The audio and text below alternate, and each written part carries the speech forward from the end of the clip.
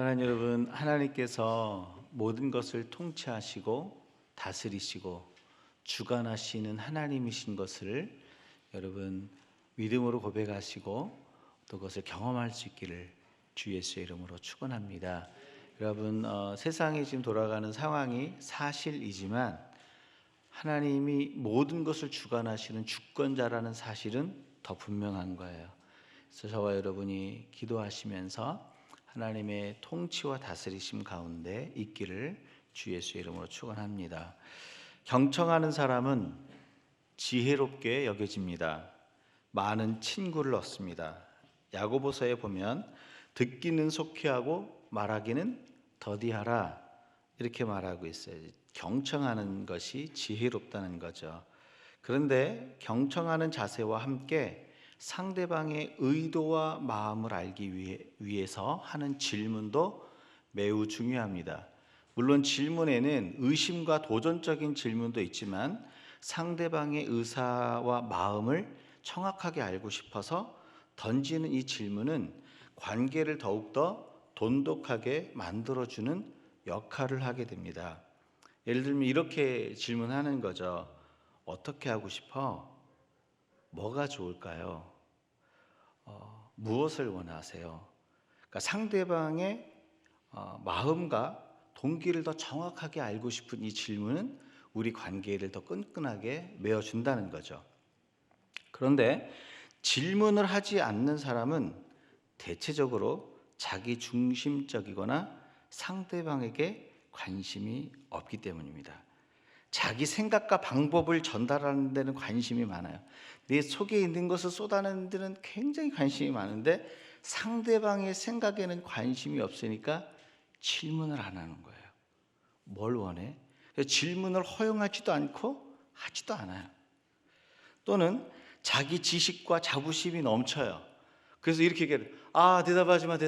무슨 얘기하는지 다 알아. 무슨 말할지 다 알아. 말하지 마. 그러니까 자기 지식이 우월하다라는 거죠. 자부심이 강한 거죠. 또는 잘못된 질문을 했을 때 내가 무식하다고 여겨지면 어떻게 하지? 이런 자신의 모습이 걱정이 돼서 하지 않는 경우가 많다는 거죠. 근데 여러분, 중요한 사실은 경청하는 것 굉장히 중요하고요. 그리고 다른 사람이 저 사람은 무엇을 원할까? 정말 무엇을 알기 원하고 무엇을 돕기 원하고 그 마음속에 동기가 무엇일까를 알기 원해서 하는 질문은요, 관계를 더 깊이 맺어가게 만듭니다. 이런 관점에서 봤을 때 성도가 자신의 생각과 선택과 결정을 하는 데 있어서 하나님께 묻고 질문하지 않는다는 것은 자기 생각을 더 신뢰하거나 하나님의 생각에 관심이 없기 때문이에요. 성도가 하나님께 묻고 하나님께 질문을 하고 답을 얻어야 되는데 하나님께 묻지도 않고 질문도 안 하고, 그럼 묻고 질문 안 하니 답을 얻을 수 있겠습니까? 하나님으로부터는 답을 못 얻는 거죠. 여러분, 그런데 하나님을 사랑하고 그 뜻대로 행하기 원하는 성도라면 하나님이 원하는 게 무엇인지 알기 위해 반드시 질문합니다. 사랑하는 성도 여러분, 저와 여러분은 매일 선택하고 결정하는 삶을 살아갈 수밖에 없어요. 그렇죠? 매일 일어나서부터 선택과 결정해야 돼요. 10분만 더 잘까? 아니면 오늘 갈까 말까? 이런 선택과 결정이 아침 일어나서부터 잠 잘 때까지, 아니 죽을 때까지 선택과 결정을 저와 여러분 해야 돼요. 크고 작은 선택과 결정이 있죠. 우리 인간의 수준에서 할 수 있는 선택과 결정이 있어요. 그런데 하나님하고 친밀해지고 그분의 뜻을 더 알기 원해지면 반드시 물어요. 하나님, 제가 이거 하는 거 할까 말까가 아니라 제가 이거 하는 거를 기뻐하세요? 하나님께 묻는다는 거죠. 어떤 선택과 결정을 할 때 하나님께 묻고 그 답을 기다린다는 거죠. 여러분, 오늘 본문 말씀에도 다윗은 쫓기는 어려운 상황에서 그의 선택과 결정에 대해서 하나님께 묻고 질문하는 삶을 보여주고 있어요. 그런데 다윗이 그 묻고 질문하는 그 삶을 통해서 그 쫓기는 그 어려운 상황 가운데서도 하나님께 은총을 누려요. 여러분, 어려운 상황에 있다 할지라도 하나님께 묻는 자들은 은총을 누립니다. 오늘 본문 말씀은요, 다윗은 쫓기는 상황이었어요. 힘든 상황이었어요. 세상에서 내몰린 상황이었어요. 지금 어디에 머리 들 곳조차 없는 상황이었어요. 근데 주님께 물으니까 그 어려운 상황 가운데서 주님의 은총과 은혜가 계속 흘러가고 있다는 사실을 오늘 본문 말씀은 얘기해 주고 있어요. 자, 그렇다면 성도가 하나님께 묻고 질문할 때 누리는 은총은 무엇입니까? 1절과 2절 말씀이에요. 우리 같이 함께 읽겠습니다. 사람들이 다윗에게 전하여 이르되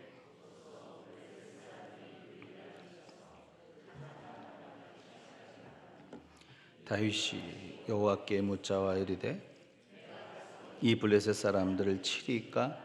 여호와께서 다윗에게 이르시되 가서 블레셋 사람들을 치고 그일라를 구원하라 하시니. 여러분, 지금 다윗은 쫓기는 상황에 있었습니다. 근데 쫓기는 중에 한 가지 소식을 들은 거예요. 이 그일라 사람들은 유다 족속에 속한 사람들이에요. 같은 동족이죠. 근데 여러분, 그 쫓기는 상황이지만 유다 족속에 속해 있는 그 그일라 사람들이 블레셋 사람들이 쳐들어와서 그들이 수고해서 추수해서 얻은 그 모든 열매와 곡식들을 다 빼앗아 간 거예요. 그 성경을 자세히 읽어보면 그 가축과 동물까지도 다 재산을 다 뺏어가요. 그 어려운 상황에 놓여 있는 거예요. 지금 이스라엘 백성들이 지금 모든 것을 빼앗기고 삶의 터전을 잃었는데, 그런데 한 가지 들리지 않는 소문이 하나 있어요. 소식이 뭐냐면 이스라엘의 왕이 그일라를 구원한다라는 소식이, 구원하기 위해서 온다는 소식이 없는 거예요. 여러분, 나라가 침략당하면 그 나라를 구원하기 위해서 제일 처음에 결정 내려야 될 사람이 누굽니까? 왕이잖아요. 근데 사울에게서 그 소식이 안 들리는 거예요. 그일라 사람들은 지금 침략당해서 모든 것을 빼앗기고 삶의 터전을 잃어버렸는데 사울은 왕의 소명을 감당하지 않고 있습니다. 그래서 다윗이 하나님께 묻습니다. 하나님, 내가 하나님의 백성으로서, 군인으로서 저들을 구원해야 합니까? 내가 비록 쫓기는 상황이 있고 어려운 가운데 있고 저들을 도와줄 수 있는 상황이 아니지만 제가 저들을 구원해야 합니까? 라고 하나님께 묻습니다. 하나님 뭐라고 대답한 줄 아세요? 가라, 저들을 구원해라 라고 하나님이 말씀하세요. 여러분, 다윗이 그 시대와 사회 현상을 보고 하나님께 질문하고 물었더니 하나님께서 거기에 대해서 답을 알려주세요. 너가 이스라엘 백성으로서, 이스라엘의 지도자로서 저들을 구원해라, 소명을 알려주시는 거예요. 여러분, 시대와 사회 현상에 대해서 성도가 묻잖아요. 성도가 어떤 삶을 살아야 되는지 성도의 소명을 보여주세요. 물어야 돼요. 이 시대와 사회 현상을 보고 두려워서 가만히 떠는 것이 아니라 성도가 깨어있기 위해서는 하나님, 이 시대와 이 징조를 보고 하나님이 주시는 답은 무엇입니까? 라고 물으셔야 돼요. 오늘 다윗은 그 힘든 상황, 쫓기는 상황 가운데에서 그일라 사람들이 당한 상황을 보고 물었어요. 하나님, 제가 도와야 됩니까? 하나님 말씀하셨어요. 가서 도와라. 무엇을 얘기합니까? 성도의 소명을 알게 되는, 힘들고 어려운 시대를 바라보며 성도가 기도할 때, 하나님께 물을 때 하나님은 성도가 해야 될 성도의 소명을 보여주세요. 여러분, 이 소명을 아는 게 축복이에요. 여러분, 어려운 시대의 소명에 이끌려서 살잖아요. 절대 넘어지지 않습니다. 절대 쓰러지지 않습니다. 하나님 붙들어 주세요. 왜? 하나님이 주신 소명을 따라 살아가기 때문에. 여러분, 하나님 주신 소명이 있으세요? 목사님, 저는 없는데요. 걱정하지 마세요. 물으시면 돼요. 물으세요. 이 시대, 지금 이 온 지구 상황에 지금 퍼지고 있는 이 난리와 소문을 듣고 두려워서 떠는 것이 아니라 성도는 물어야 돼요. 하나님, 여기에 대한 답은 무엇입니까? 하나님께서 성도들이 살아가야 될 방법과 소명을 주세요. 여러분, 믿으세요?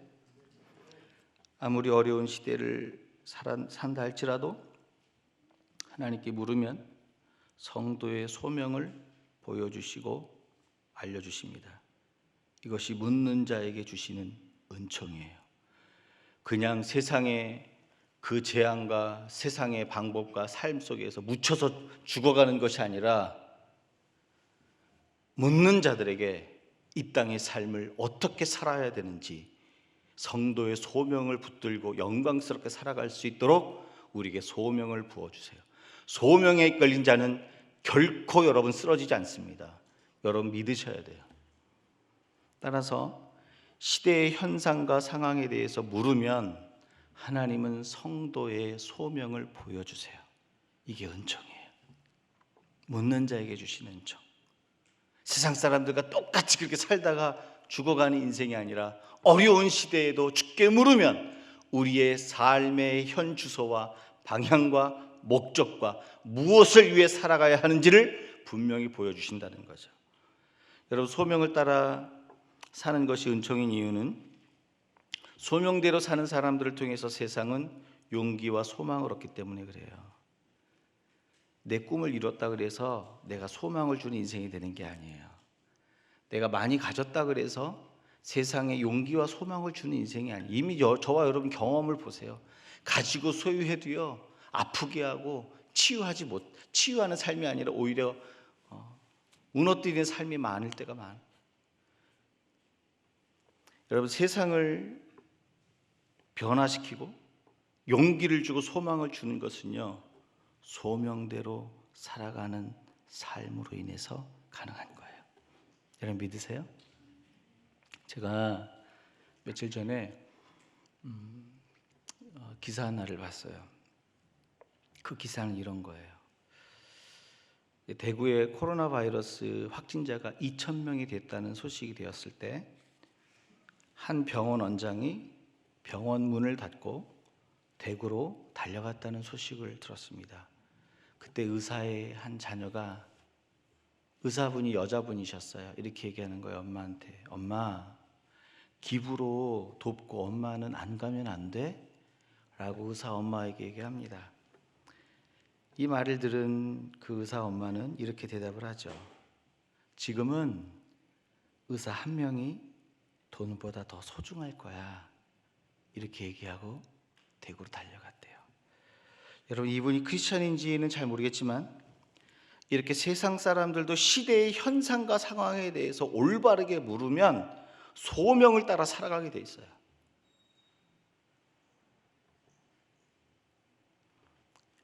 상황이 우리를 무너뜨리는 게 아니에요, 여러분. 믿음이 없으면 무너지는 거예요.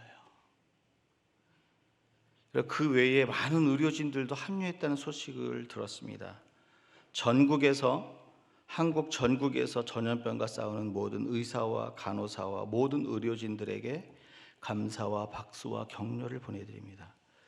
여러분, 직업을 뛰어넘어 소명을 따라 사는 삶 때문에 많은 사람들이 용기를 얻는 거예요. 여러분, 의사라고 다 용기를 얻는 게 아니라 그 소명을 따라 살아가니까 그 어려운 상황 가운데에서도 사람이 소망을 갖는 거예요. 용기를 갖는 거예요. 살아갈 힘을 누리는 거예요. 어떤 위치, 어떤 상황에 있을지라도 소명 따라가는 사람 때문에 여러분 주변이 밝아지는 거예요. 여러분 믿으십니까? 부르셔야 돼요. 하나님, 이 시대 가운데 하나님의 뜻이 무엇입니까? 하나님 무엇을 원하십니까? 물으셔야 돼요. 물으면 하나님의 소명을 보여주세요. 여러분, 특별히 지금 이 시대의 상황에서 성도가 가져야 할 한 가지 소명은 하나님의 긍휼과 용서와 회복을 요청하는 거예요. 하나님의 진노를 막는 게 저와 여러분의 소명이에요. 하나님의 진노를 막을 수 있는 통로는 하나님의 백성 성도밖에 없어요. 여러분 믿으세요? 그런데 하나님의 진노와 하나님의 베푸신 재앙을 막을 수 있는 유일한 통로, 성도가 세상 사람들과 똑같은 방법으로 살아가고 세상 사람들과 똑같은 방법으로 돈 벌고 세상 사람들과 똑같은 방법으로 살아가니까 그 축복의 통로, 용서의 통로, 회복의 통로가 막히니까 세상 가운데 재앙이 밀려 들어오는 거예요. 여러분 믿으십니까? 이 땅의 재앙은 믿지 않는 사람들은 이미 믿지 않는 것으로 인해서 재앙을 받은 거예요. 심판 때까지 하나님 기다리시는 것뿐이에요, 여러분. 이 땅의 재앙은 믿지 않는 사람들의 타락의 근거예요. 여러분, 그 증거가 어디 있냐면 창세기 6장에 보면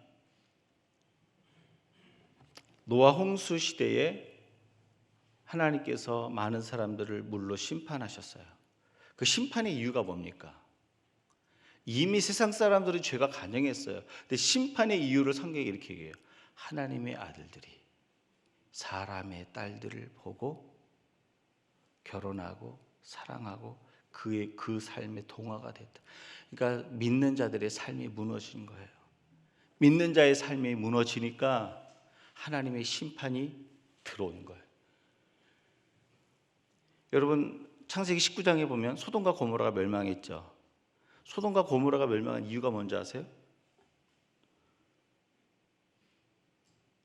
소돔과 고모라가 죄악이 관영했어요. 소돔이라는 영어 단어가 있어요. 이 소돔이라는 영어 단어는 동성 관계를 하는 것, 동성애를 하다라는 뜻이 있어요. 그러니까 하나님이 심판하기에 충분한 땅이에요. 근데 하나님이 기도하는 아브라함에게 약속하셨어요. 소돔과 고모라에 의인 10명만 있어도 내가 그 땅을 멸하지 않겠다. 지금 심판과 재앙을 맞이하기에 딱 알맞은 소돔과 고모라인데 의인 10명만 있으면 그 땅을 멸하지 않겠대요. 근데 여러분 그 땅에 누가 있었어요? 믿는 사람. 아브라함의 조카 롯이 있었죠. 근데 롯이 믿음대로 살았으면요 그 소돔과 고모라 멸망하지 않았어요. 왜 그런지 아세요? 그 아브라함의 조카 롯에게 가족이 몇 명이 있는지 한번 세보세요. 롯, 아내, 2딸, 사위될 2사람, 6명이죠. 성경이 이런 얘기를 해요. 그에게는 많은 종들이 있었어요. 최소한 50명, 100명의 가족들이 있었어요. 그러니까 그곳에서 10명의 의인을 만드는 것이, 세우는 것이 어렵지 않았어요. 근데 왜 못 세웠습니까? 아브라함의 조카 롯이 믿음대로 살지 못했기 때문에 그런 거예요. 세상과 동화됐기 때문에 그런 거예요. 그러니까 결국 소돔과 고모라의 멸망은 믿는 자의 타락이었어요. 여러분. 하나님의 재앙을 막아서지 못하는 거예요.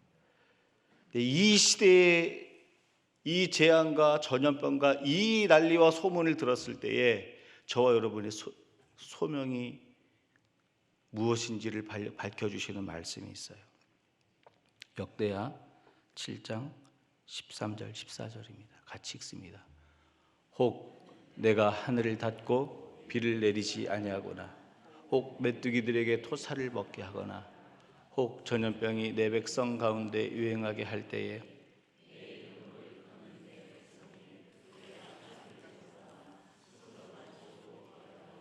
내 얼굴을 찾으면 내가 하늘에서 듣고 그들의 죄를 사하고 그들의 땅을 고칠지라. 여러분 지금 하나님 무엇을 얘기하고 있습니까? 너희들 가운데 전염병이 유행할 때에 그 시대와 그 현상을 봤을 때 하나님께 와서 묻고 기도하라는 거예요. 그 하나님께서 들으시고 우리의 죄를 고백을 하나님께 물을 때 회개가 나타날 거 아닙니까? 물을 때 하나님께서 무엇을 할지 보여주시는 거예요. 너희가 와서 묻고 회개하고 기도하면 내가 하늘에서 듣고 너희들의 죄를 사하고 그들의 죄를 사하고 그 땅을 고칠지라. 하나님 말씀입니다. 여러분. 이 시대를 향한 하나님의 말씀이에요. 사랑하는 여러분, 여기 서 있는 저로부터 우리 모두가 하나님 앞에 자복하며 회개하며 나갈 시간이, 하나님 은혜를 부어달라고, 긍휼히 여겨 이 땅을 회복시켜달라고, 우리의 죄악을 용서해달라고. 하나님의 은혜와 긍휼을 저와 여러분이 막았기 때문에 이 일이 벌어졌다는 거예요.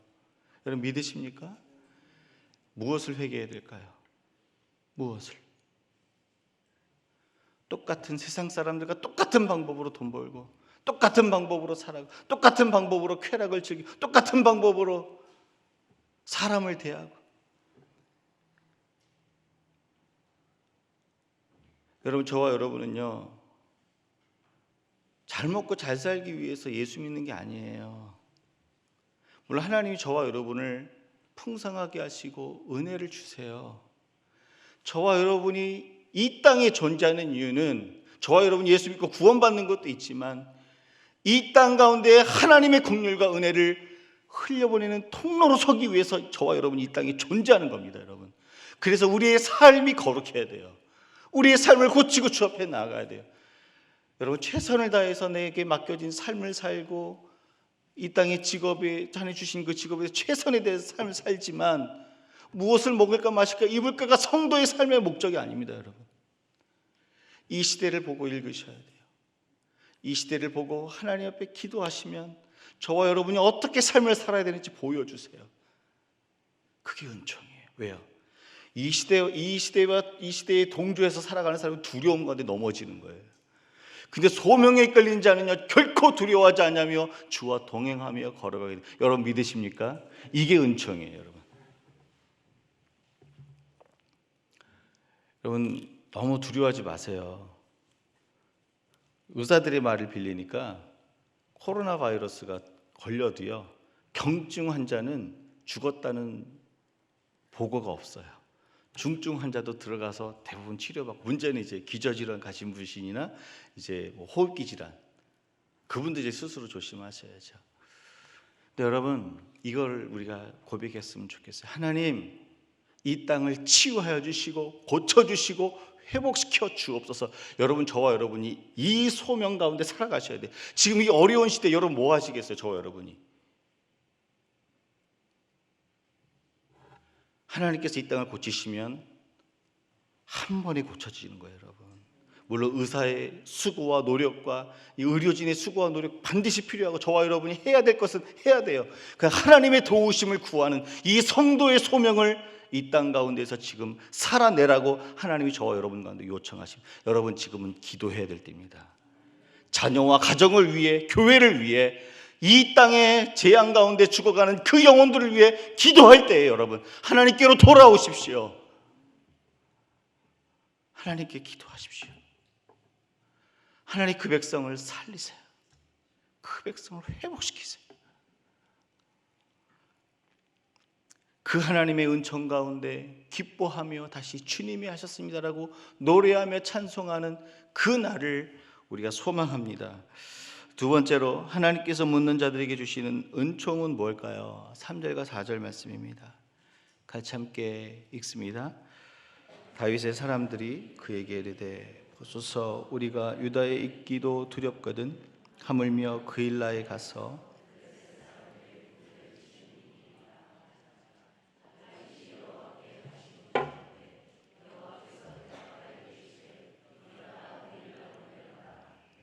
블레셋 사람들을 내 손에 넘기리라 하시니라.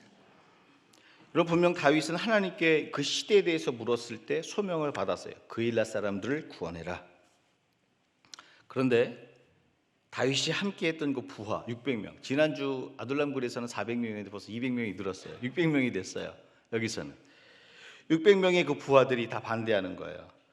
이유는 100% 맞는 이야기예요. 우리가 이 유다 땅에서 우리 생명을 유지하는 것도 힘든데 이 상황에서 그일라 사람들을 구하기 위해서 블레셋 사람들과 전쟁을 해야 되겠습니까? 이게 상식적으로 맞습니까? 라고 다윗의 600명의 그 부하들이 얘기하는 거예요. 다윗도 듣고 들어보니까 맞는 얘기거든요. 여러분, 우리가 믿음을 갖는다는 게 뭐 상식을 무너뜨리면서 산다는 얘기는 아니에요. 때로는 하나님이 주시는 것은요 상식을 무너뜨리는 게 아니라 상식을 포함한 그 너머까지도 같이 가져가는 거예요. 하나님이 상식을 무너뜨리는 분이 아니에요. 다윗이 그래서 묻잖아요. 하나님, 이 600명의 부하들이 지금 그일라 사람들을 돕는 게 맞냐라고 묻습니다.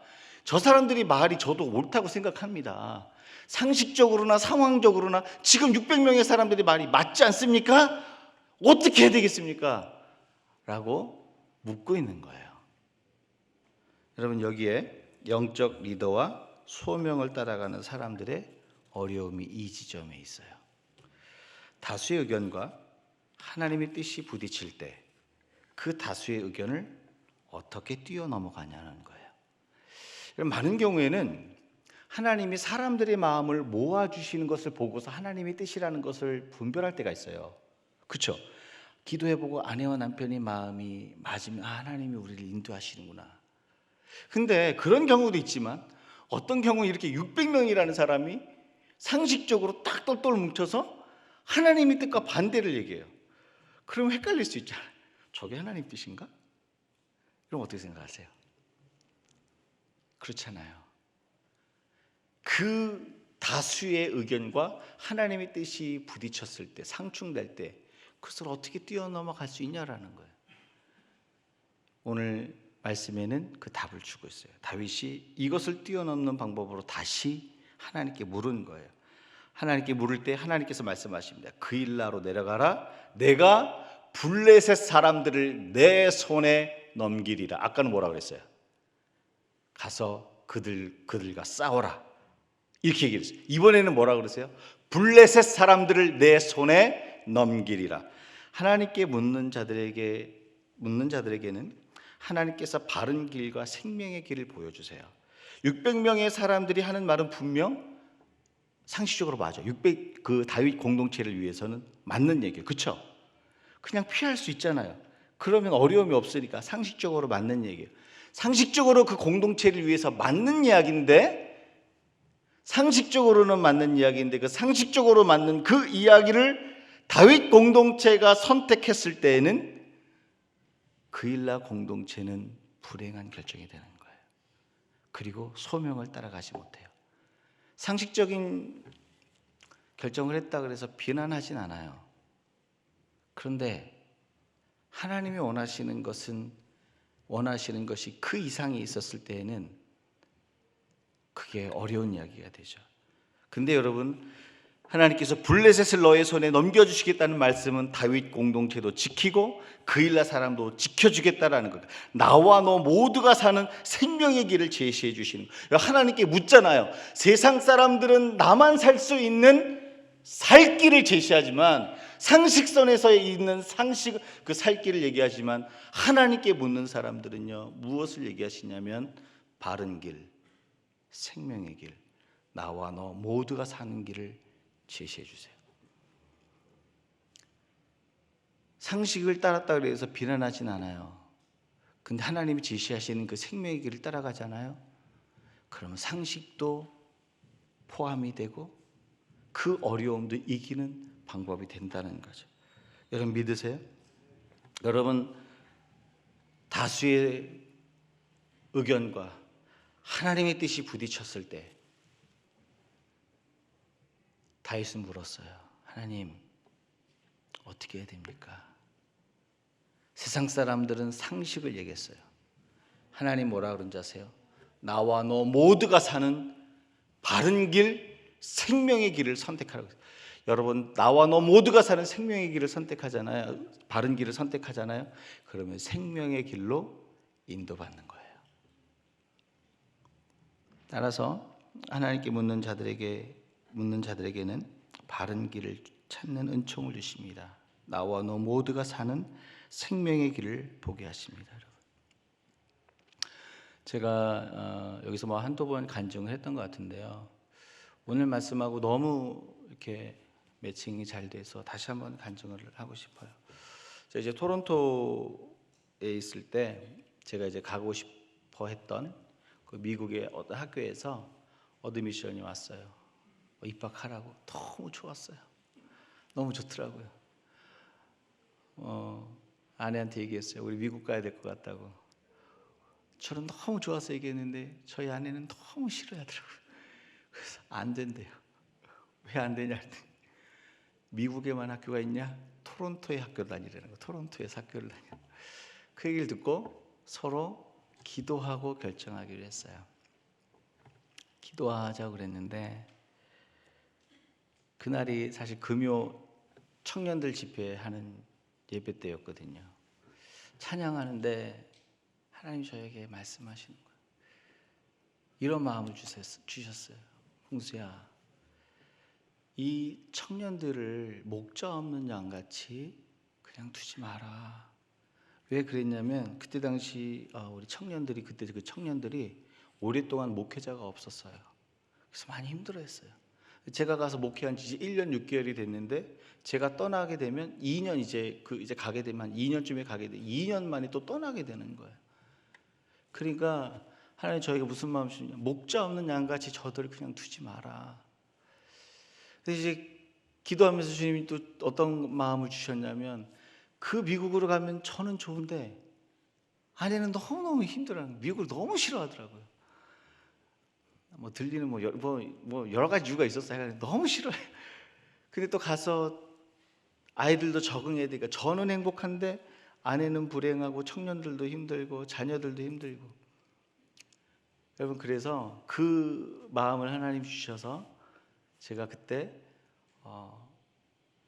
미국으로 가는 학교를 캔슬하고 토론토에 있는 학교로 입학을 했어요. 여러분, 그때 제가 하나님께 묻고 결정했던 것이 지금까지도 감사하고 행복한 일이 됐어요. 왜 그런 줄 아세요? 사역의 열매를 많이 주셨어요. 그리고 그 토론토에서 목회할 때 너무 행복했어요. 저희 아내도 행복하고 아이들도 행복했어요. 그리고 여기까지 와서 여러분들을 보는 행복을 누리게 됐어요. 여러분, 우리의 선택과 결정이 나에게는 좋을 수 있으나 배우자와 자녀와 믿음의 공동체에는 안 좋을 수 있어요. 여러분, 제가 미국에 가서 공부한다고 건너가면 욕할 사람 있습니까? 되게 상식적이잖아요. 그렇잖아요. 어드미션 와서 미국 가서 공부한다는데 여러분 저를 경멸 하시겠습니까? 아니잖아요. 미국 가서 공부하겠다는데, 예? 상식적인 수준, 상식적으로 결정하는 거잖아요. 근데 여러분, 우리의 결정이 꼭 상식과 합리적인 부분만 있는 게 아니라, 그 상식과 합리 안에서 했던 결정이 나는 좋은데 배우자는 싫고 힘들고 자녀도 힘들고 믿음의 공동체도 힘들고 다 힘든 경우가 있어요. 나만 좋은 경우가 있어요. 근데 어떤 결정은 나와 너 모두가 사는 결정이 되는 거예요. 여러분, 나와 너 모두가 사는 그 결정을 하게 될 때 바른 길을 보게 되고, 그 바른 길을 보게 될 때 생명의 길을 걷게 되는 거예요. 상식이라는 것과 합리적인 것 안에 우리의 욕심이 결부되면 나와 너 모두가 함께 사는 그 길을 보는 게 어려워집니다. 여러분, 나와 너 모두가 사는 길을 선택하기 위해서는 싸우는 수고, 실패할 것 같은 두려움을 뛰어넘어야 돼요. 여러분 생각해 보세요. 다윗이 굳이 그냥 가면 그일라 사람들 안 도와주고 가도 됐잖아요. 그렇잖아요. 그 편안하잖아요. 그 어려운 상황에 굳이 그일라 사람들을 도와줘요. 이 어려운 세대 가운데. 너무 합리적이잖아요. 너무 상식적이잖아요. 누가 다윗을 욕하겠어요. 쫓기는 상황에서 도망갔다는데. 근데 여러분, 시간이 지나면 그 상식의 결정은 후회로 남습니다. 백성의 지도자로서, 군인으로서 후회가 되지 않을까요? 상식선에서 했던 결정이 후회가 될 때가 많아요. 그런데 그일라 사람들을 돕는 그 일은 내 생명을 걸고 내가 어떻게 될지 모르는 그 어려움이 있지만 나와 너를 살리는 그 바른 길을 선택하면 그 미래가 어떻게 될지 보장되지 않는 어려움과 두려움이 있지만 그 길은 생명의 길이라는 거예요. 이게 하나님의 약속입니다. 사랑하는 여러분, 저와 여러분은 상식을 무시하는 자가 아니라 상식을 포함해서 그 길을 뛰어넘는 생명의 길을 걸어가는 자예요. 물으세요. 상식의 길을 걸어갈지, 상식의 길을 포함한 그 바른 길과 생명의 길을 걸어갈지 하나님께 물으세요. 하나님께서 보여주십니다. 마지막으로 하나님께 묻는 자들에게 주시는 은총은 뭘까요? 우리 12절과 14절 말씀 같이 읽습니다. 같이 읽겠습니다. 다윗이 이르되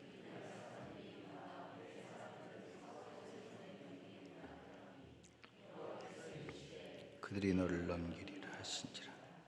다윗이 광야의 요새에도 있었고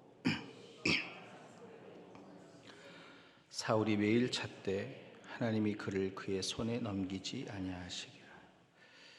여러분, 다윗과 그 군대가 블레셋 사람들로부터 그일라 사람들을 구원했어요. 모든 재산도 회복시켰어요. 모든 곡식도 회복시켰어요. 그러면 그 성에서 어떤 일이 벌어졌을까요? 축제가 벌어졌겠죠. 기쁨의 축제, 잔치가 막 벌어져 서로 위로하고 너무 감사하다고 고맙다고 격려하고 막 축제와 기쁨의 잔치가 벌어졌는데 꼭 좋은 일이 있으면 또 힘든 일이 생기잖아요. 소문이 들리는 거예요. 사울이 다윗을 죽이기 위해서 그일라 땅으로 쳐들어온다는 거예요. 그러니까 다윗이 또 마음이 힘들어진 거죠. 하나님께 물었어요. 하나님, 이 그일라 사람들이 나를 사울에게 넘기겠습니까? 아니면 안 넘기겠습니까? 내가 자기들을 도와줬으니까 자기들도 생명을 다해 저를 도와주겠습니까? 물었어요. 그런데 하나님 뭐라 그래요? 다윗아, 그일라 사람들이 너를 생명을 다해 너를 도와줄 것이다. 이렇게 얘기하면 좋은데 그들이 너를 넘기리라. 여러분, 지금 나는 소명의 길을 걸어가고 바른 길을 걸어가니까 하나님이 또 그래도 최소한 그일라 사람들의 마음만은 좀 이렇게 해줄 수 있잖아요. 그렇잖아요. 내가 주를 위해서 바른 길 걸어가고 생명의 길 걸어가고 소명의 길 걸어갔는데 그 그일라 사람들 마음 그거 하나 못 돌이켜 주세요. 사람의 마음의 주인은 누굽니까? 하나님이시잖아요. 그렇죠? 아닌가 보죠? 하나님이시잖아요. 근데 째째하게 그일라 사람 그거 하나 마음 안 돌이켜 주시고 또 나를 판다고 그래. 그 이야기를 듣고 얼마나 다윗의 마음이 허무하고 회의가 들었을까요? 여러분, 성경은 이런 얘기를 하는 거예요. 우리가 바른 길을 걷고 소명의 길을 걸어도 우리 삶의 현장은 인간의 연약함과 배신과 서운함을 경험하는 길이라는 걸 보여주는 거예요.